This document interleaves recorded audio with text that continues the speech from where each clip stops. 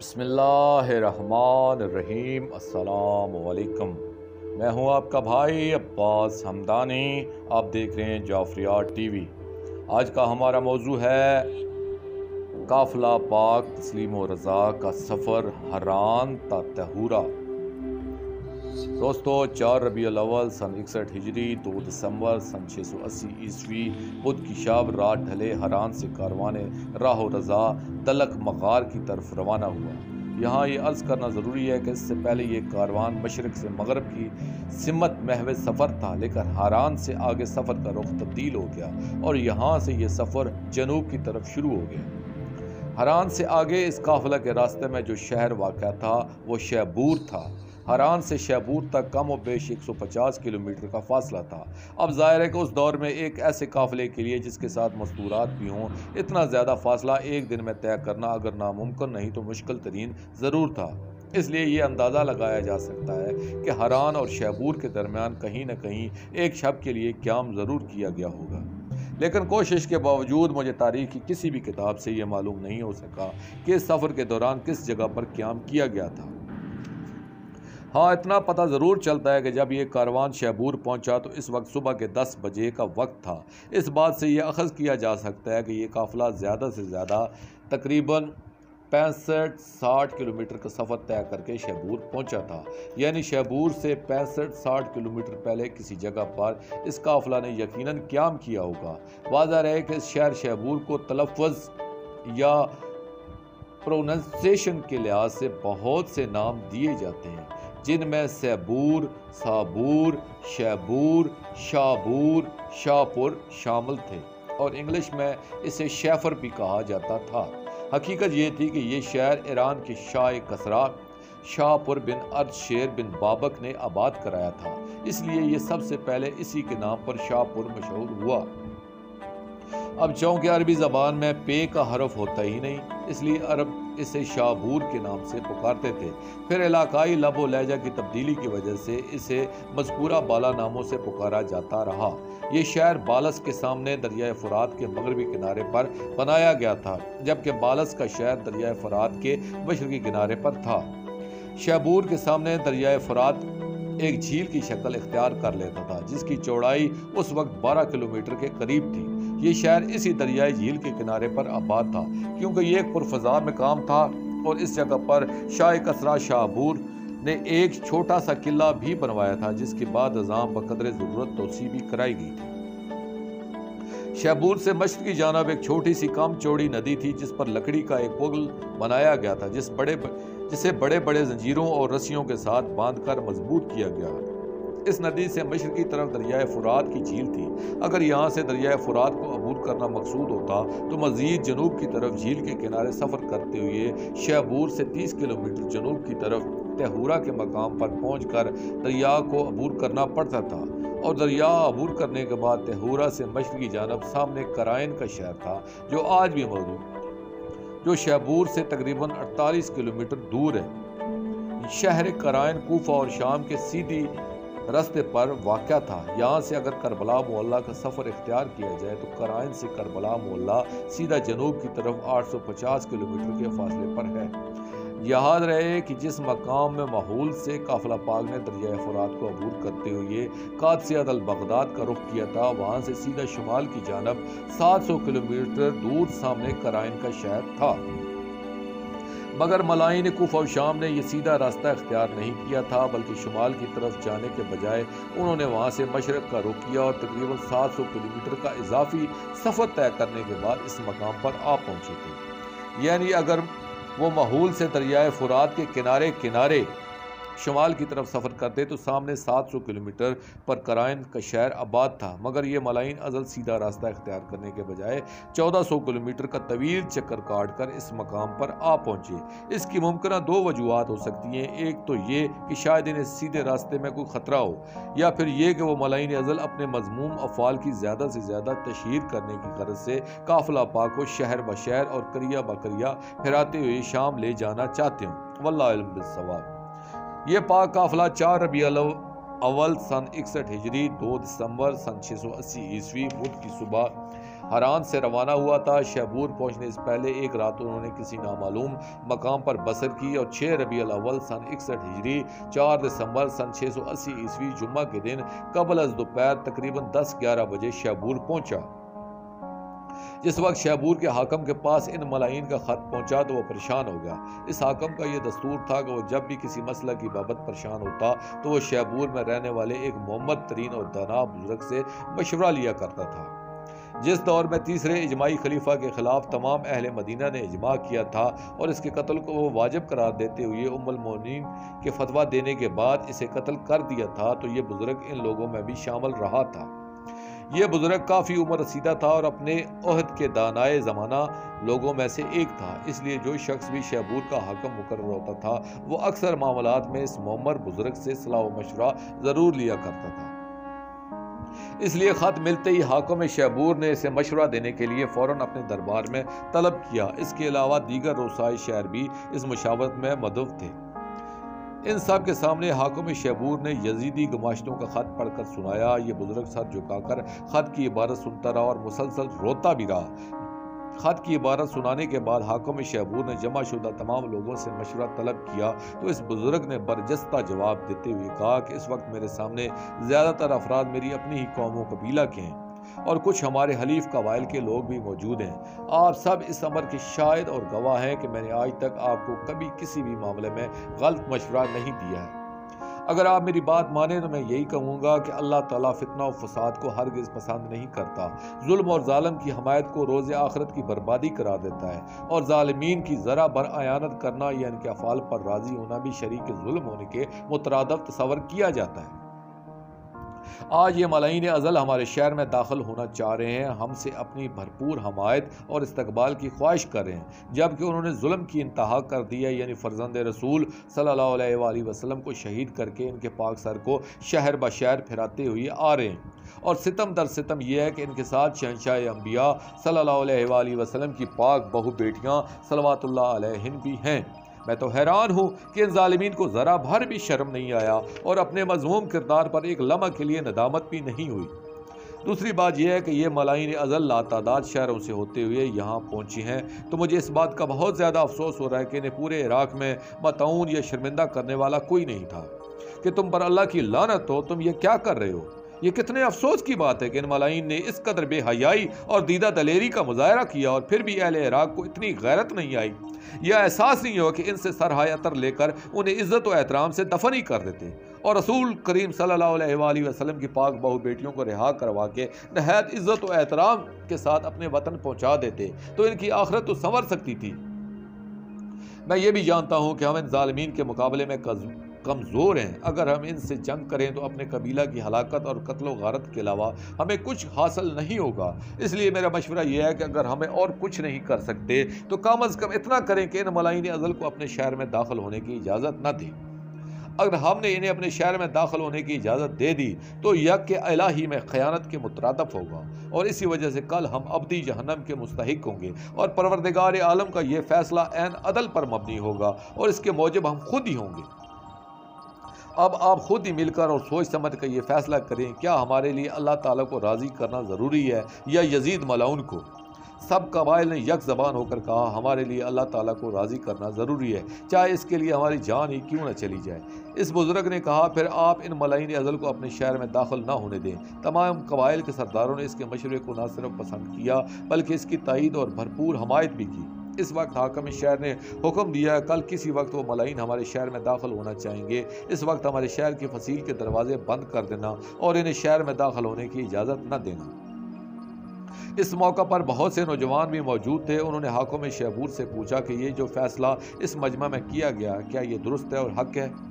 اس نے کہا یہ حق ہے، کیونکہ ظالمین کی نصرت و اعانت کرنا اللہ تعالیٰ کو ناراض کرنے کے مترادف ہے۔ اس وقت ان میں سے ایک نوجوان اٹھا اور سب سے مخاطب ہو کر کہنے لگا کہ اگر یہ فیصلہ حق ہے تو حق و صداقت کی حد یہیں ختم نہیں ہوتی، بلکہ حق کے درجات اس سے آگے بھی ہیں کہ جہاں ظالم کی حمایت ظلم ہے وہاں ظالم کے ہاتھ کو ظلم سے نہ روکنا بھی ظلم ہے۔ ظلم کے سامنے مزاحمت نہ کرنا بھی ظلم ہے، ظلم ہوتا ہوا دیکھ کر خاموشی اور آرام سے بیٹھ جانا بھی ظلم ہے۔ پھر یہ کہاں کا انصاف ہے کہ ظلم ہوتا ہے دیکھیں اور اپنی جان بچانے کے لیے دروازے بند کر کے بیٹھ جائیں؟ کیا یہ سب کچھ ظالمین کی حمایت کے مترادف نہیں ہے؟ جبکہ آپ سب پر امر بالمعروف اور نہی عن المنکر کو واجب قرار دیا گیا ہے۔ اگر آج اس وقت کوئی فرزند رسول صلی اللہ علیہ وآلہ وسلم کی پاک آل پر ظلم و ستم ہوتا دیکھ کر امر بالمعروف اور نہی عن المنکر کے فریضے سے دستکش ہوتا ہے تو وہ بھی مجرم قرار پائے گا۔ کم از کم ہم تو اس ظلم پر خاموش نہیں رہ سکتے۔ ہمیں ان پاک پرداداران توحید و رسالت صلوات اللہ علیہ کی نصرت کرنا چاہیے، کیونکہ کل بروز قیامت ہمیں اپنے پاک نبی صلی اللہ علیہ وآلہ وسلم کے سامنے حاضر ہونا ہے۔ اس وقت کی شرمندگی اور جہنم جانے سے بہتر ہے کہ ہم حتی الواسع ہر حال میں مظلومین کی نصرت اور ظالمین کی مخالفت ضرور کریں، چاہے اس میں ہماری جان ہی کیوں نہ چلی جائے۔ آپ کی یہ بات بجا ہے کہ ہم ان ظالمین کے سامنے کمزور ہیں، ان سب کو فنار نہیں کر سکتے، مگر اپنی جانوں کا نذرانہ پیش کر کے اپنے پاک نبی صلی اللہ علیہ وآلہ وسلم کے سامنے سرخرو تو ہو سکتے ہیں۔ کیا ایسی زندگی لعنت و ملامت کے قابل نہیں ہے کہ جو شہنشاہ انبیاء صلی اللہ علیہ وآلہ وسلم کے پاک گھر کی مقدس ترین مسرورات صلوات اللہ علیہ اسیر ہو کر ہمارے سامنے آئے اور ہم خوف جان سے شہر کے دروازے بند کر کے چھپ کر بیٹھ جائیں؟ کیا اس بے حمیت اور بے غیرت زندگی سے موت بہتر نہیں ہے؟ جس وقت اس نوجوان نے اپنی بات مکمل کی تو وہ معمر بزرگ روتے ہوئے اپنی جگہ سے اٹھا اور اس نوجوان کو تحسین و آفرین دیتے ہوئے کہنے لگا کہ واقعی حق تو یہی ہے جو کچھ آپ نے کہا ہے، میں نے تو کم از کم درجہ حق بیان کیا تھا۔ تمام جوان جوش میں آ کر کہنے لگے، اب آپ تمام بزرگ علیحدہ ہو جائیں، ان ملائین ازل سے ہم خود ہی نمٹ لیں گے۔ تمام جوانوں نے آپس میں متحد ہو کر مشورہ کیا اور سارے پروگرام کو اس طرح ترتیب دیا کہ رات کو تمام جوان جنگ کے لیے اپنی تیاری مکمل کر لیں۔ صبح ہوتے ہی فصیل شہر کے سامنے جو ندی ہے اس کے پل کی رسیاں اور زنجیریں کاٹ دی جائیں تاکہ وہ ملائین ازل ہمارے شہر میں داخل ہی نہ ہو سکیں۔ جب یہ ملائین پل کے نزدیک پہنچے تو ہم سب مل کر پیچھے سے ان پر حملہ کر دیں۔ یہ تجویز سب کو پسند آئی۔ صبح ہوتے ہی تمام جوانوں نے ندی کے پل کی رسیاں اور زنجیریں کاٹ دیں اور ایک طرف گھات لگا کر لشکر کے انتظار میں بیٹھ گئے۔ جب شامی ملائین کا لشکر پل کے قریب پہنچا اور دیکھا کہ پل کو کاٹ دیا گیا ہے تو انہوں نے وہیں تھوڑا سا توقف کیا۔ اسی لمحے نوجوانوں نے نعرہ تکبیر بلند کیا اور لشکر پر حملہ کر دیا۔ دوسری طرف اچانک پڑنے والی افتاد نے ان ملائین کو پہلے تو بکھلا دیا، کچھ دیر کے لیے یہ حواس باختہ سے ہو گئے، پھر سنبھل کر لڑنے لگے اور یہاں گھمسان کا رن پڑا اور خوب جنگ ہوئی۔ ان ملائین کی لاشوں کے ٹکڑے نہر میں تیرنے لگے۔ اس جنگ میں 600 ظالمین لقمہ جہنم بھرے اور شیبور کے 76 جوانوں نے شہنشاہ انبیاء صلی اللہ علیہ وآلہ وسلم کے سامنے سرخرو ہونے کا اعزاز حاصل کیا۔ دوران جنگ ملکہ عالمین صلوات اللہ علیہ نے اپنے پاک معمل سے نگاہ فرمائی اور اپنی ایک پاک کنیز سے دریافت فرمایا کہ یہ کیسی جنگ شروع ہو گئی ہے۔ پاک کنیز نے عرض کیا کہ اہل شیبور آپ کی نصرت و حمایت میں ان شامی ملائین سے جنگ کر رہے ہیں۔ اس وقت پاک معظمہ بی بی صلوات اللہ علیہ نے ان کے لیے دعا فرمائی، اے رب ذوالجلال و اکرام، ان کے پانیوں کو لذیذ بنا، ان کے شہر میں ہمیشہ ارزانی رہے، ان پر کبھی کوئی ظالم مسلط نہ ہونے پائے۔ جس دور میں یہ دنیا ظلم و جور سے بھر جائے یعنی دور غیبت میں، تو قسط و عدل کے علاوہ کوئی چیز انہیں دیکھنا نصیب نہ ہو۔ آمین۔ شامی لشکر شیبور میں اپنے 600 ملائین کو سپرد جہنم کر کے فرار ہوا اور یہاں سے انہوں نے تہورا کا رخ کیا۔ میں پہلے بھی عرض کر چکا ہوں کہ تہورا کے مقام سے دریا کی چوڑائی خاصی کم ہو جاتی ہے۔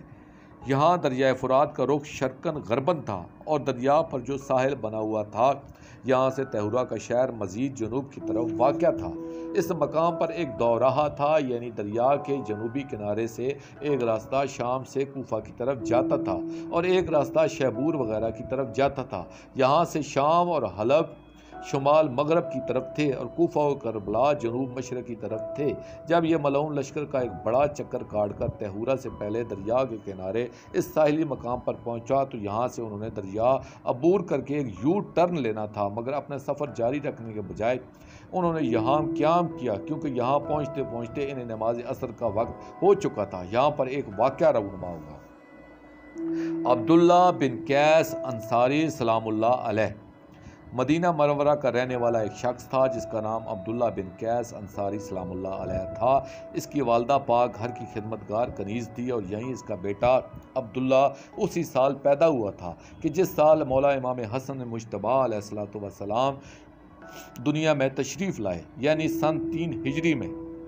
ملک عرب میں یہ رواج تھا، اگر کسی گھر میں ایک ہی سال میں 2 بچے پیدا ہوتے تو ان بچوں کو ایک دوسرے کا رضاعی بھائی یعنی دودھ شریک بھائی کہا جاتا تھا۔ چونکہ مولا امام حسن مجتبیٰ علیہ الصلوۃ والسلام اور جناب عبداللہ بن قیس انصاری سلام اللہ علیہ ایک ہی سال میں ایک ہی گھر میں تشریف لائے، اس لیے دستور عرب کے مطابق ان دونوں کو ایک دوسرے کا رضاعی بھائی کہا اور سمجھا جاتا تھا۔ دوسرا یہ کہ ان کی پرورش ایک ہی گھر میں ہوئی تھی اور دونوں اکٹھے ہی پلے بڑے تھے، اس لیے انہیں مولا امام حسن مجتبیٰ علیہ الصلوۃ والسلام سے بہت زیادہ پیار تھا، اور آپ بھی اپنی رحمت واسعہ کے پیش نظر جناب عبداللہ سلام اللہ علیہ سے بہت پیار کرتے اور انہیں اپنا بھائی کہہ کر پکارتے تھے۔ مولا امام حسن مجتبیٰ علیہ الصلوۃ والسلام کی شہادت کے بعد جناب عبداللہ سلام اللہ علیہ مدینہ کی سکونت ترک کر کے حلب میں جا کر رہائش پذیر ہو گئے تھے۔ مدینہ سے جانے کے بعد ان کا معمول یہ تھا کہ آپ ہر سال فریضہ حج کی ادائیگی کے لیے آتے، اس موقع پر مدینہ منورہ آ کر مولا امام حسین علیہ الصلوۃ والسلام کی زیارت سے ضرور مشرف ہوتے، اور اپنی محبت قلبی کی وجہ سے ہر سال آپ علیہ الصلوۃ والسلام کے لیے بہت سے تحفے تحائف بھی لے آیا کرتے تھے۔ رجب سن 60 ہجری میں مولا امام حسین علیہ الصلوۃ والسلام نے پہلے مدینہ منورہ چھوڑ کر مکہ مکرمہ کو شرف عطا فرمایا، پھر ذوالحج میں مکہ مکرمہ سے عراق کی جانب عازم سفر ہوئے تو اس سال جناب عبداللہ بن قیس سلام اللہ علیہ بیماری اور علالت کی وجہ سے حج کے لیے نہ آ سکے۔ پھر کچھ عرصہ بعد انہیں یہ اطلاع ملی کہ مولا امام حسین علیہ الصلوۃ والسلام کوفہ تشریف لے آئے۔ جب ان کی صحت بحال ہوئی اور یہ سفر کرنے کے قابل ہوئے تو انہوں نے حلب سے کوفہ آنے کا ارادہ کیا تاکہ میں اپنے شہنشاہ معظم علیہ الصلوۃ والسلام کی زیارت کر سکوں۔ یہاں یہ بھی عرض کرتا چلوں کہ کچھ مورخین نے لکھا ہے کہ یہ واقعہ منزل نصیبین پر وقوع پذیر ہوا تھا، اور کچھ لوگوں نے اسے عراق کے دوسرے شہروں سے بھی منسوب کیا ہے، مگر میرے نزدیک زیادہ قرین قیاس یہی ہے کہ یہ واقعہ طیہورہ کے مقام پر ہی رونما ہوا تھا۔ اس کی ایک محکم دلیل یہ ہے کہ نصیبین کا شہر حلب سے کوفہ آنے والے راستے سے کئی 100 کلومیٹر دور ہٹ کر واقع ہے، اور باقی دوسرے شہر بھی اس راستہ سے دور ایک طرف ہیں، اس لیے یہ بات زیادہ قابل وثوق ہے کہ یہ روایت طیہورہ سے متعلق ہے۔ آمدن برسر موضوع جناب عبداللہ بن قیس انصاری سلام اللہ علیہ خود روایت کرتے ہیں کہ میں مولا امام حسین علیہ الصلوۃ والسلام کی زیارت سے مشرف ہونے کے لیے حلب سے کوفہ کی جانب روانہ ہوا۔ جب میں طیہورہ سے آگے نکلا تو یہاں سے کوفہ جانے والا راستہ دریا کے ساتھ ساتھ جاتا تھا۔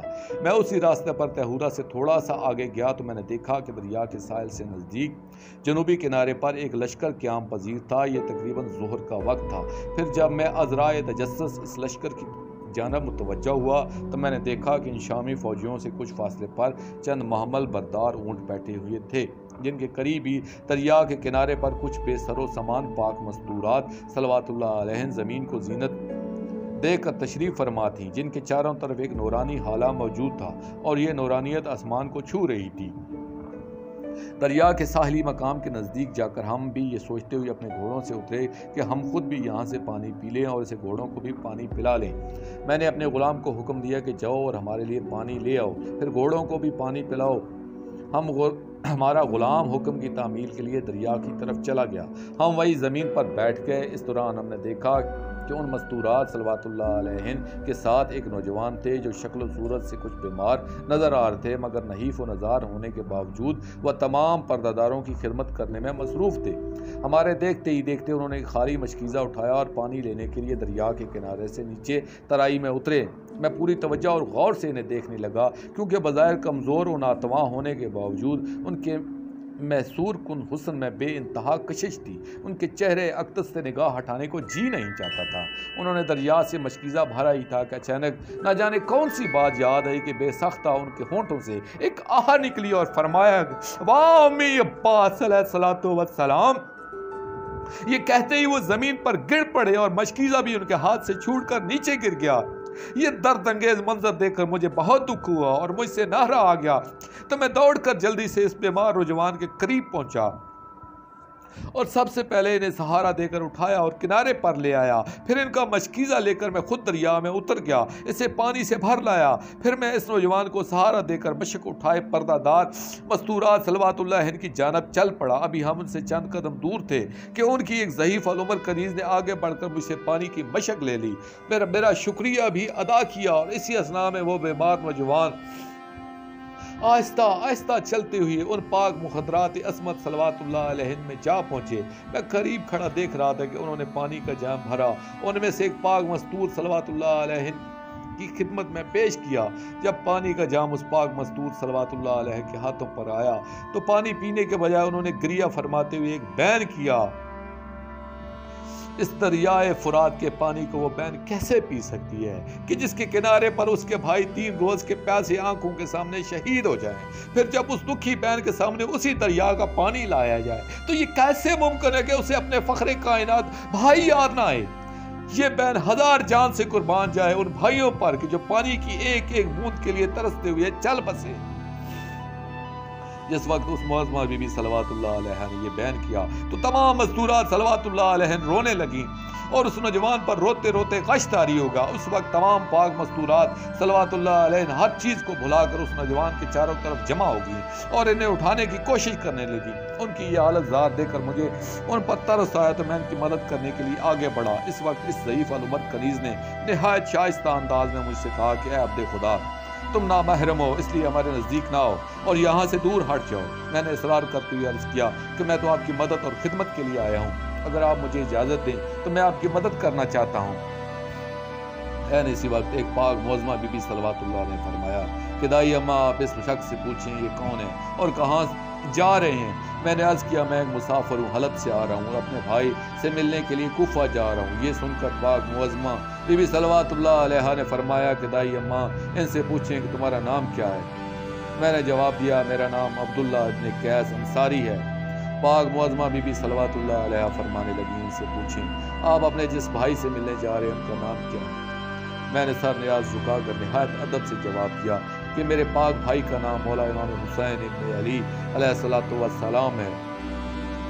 جناب عبداللہ ابن قیس انصاری سلام اللہ علیہ بیان کرتے ہیں جب میں نے یہ نام پاک تلاوت کیا تو جیسے ہی وہ پاک معظمہ بی بی صلوات اللہ علیہ تشریف فرماتی فوراً تڑپ کر زمین سے اٹھی اور ایک جگر خراش بیان کیا کہ واہ محمدہ واہ علیہ۔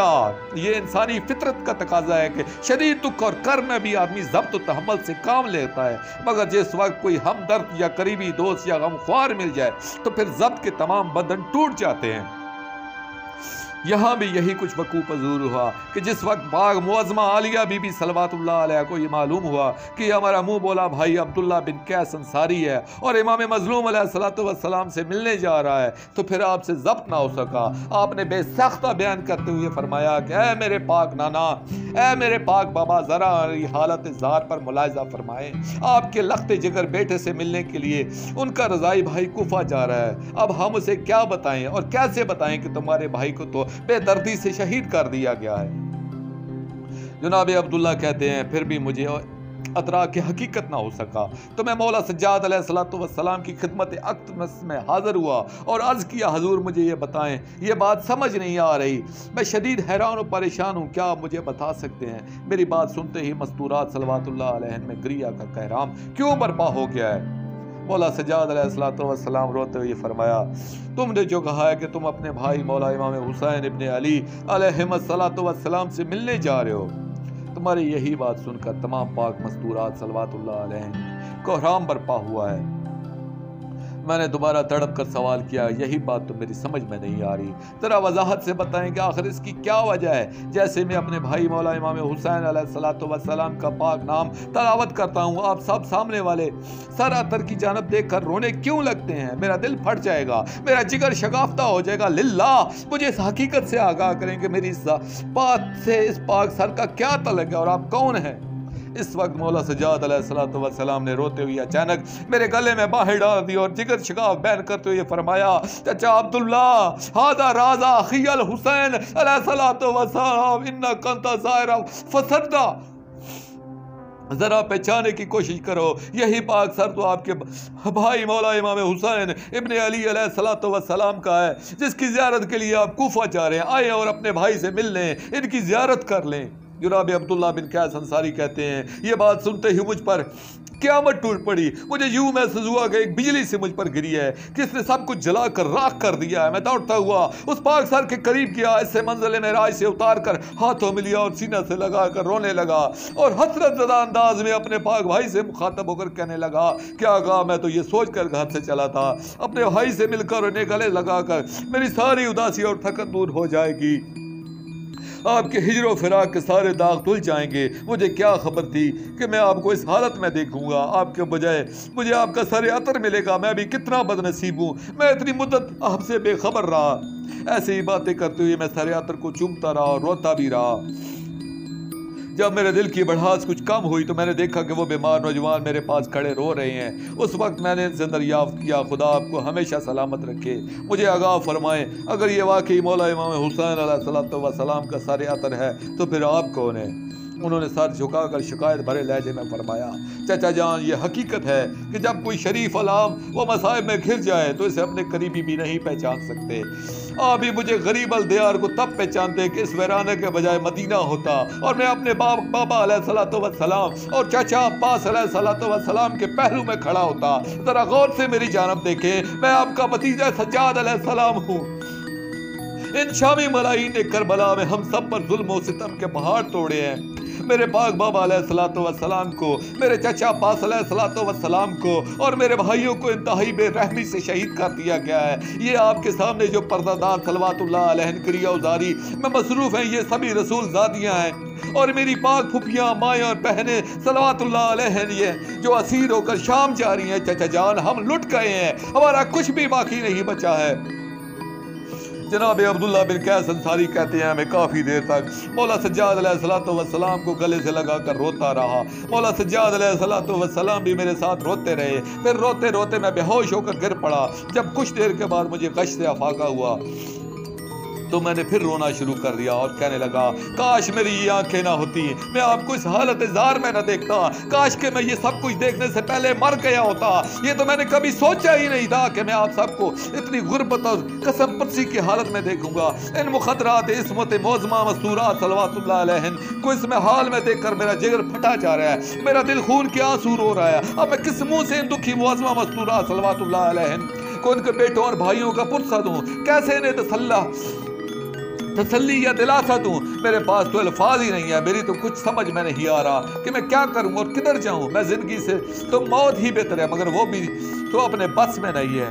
اب آپ تمام مومنین سے التماس ہے کہ سب مل کر یہی دعا کریں کہ کائنات کی مالک و وارث ان پاک مخدرات عصمت توحید صلوات اللہ علیہ کے پاک گھر دوبارہ آباد ہوں اور یہ سب دوبارہ اپنے پاک وطن میں ہمیشہ کے لیے آباد و شاد رہیں. ہمارے پاک امام زمانہ جل اللہ فرج شریف جلدی سے بیشتر تشریف لائیں اور اپنے پاک اجداد طاہرین علیہم السلام کو اتنی خوشیاں عطا کریں کہ انہیں تمام علام و مصائب بھول جائیں.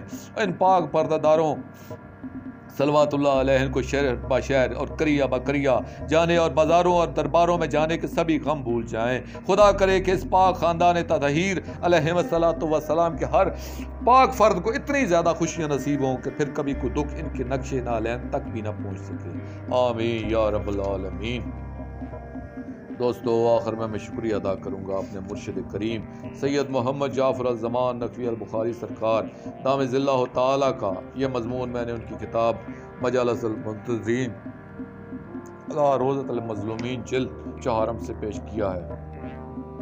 آخر میں اپنے پاک شہنشاہ کی بارگاہ میں دعا کریں گے, الجل یا لسارت الحسین یا بصارت الحسین یا ولی المظلومین یا سائر البائر اجل اللہ تعالی فرجک وصلوات اللہ علیکہ یا ربا محمد وآل محمد صلی اللہ محمد وآل محمد واجل فرج آل محمد صلی اللہ علیہ وآلہ وسلم.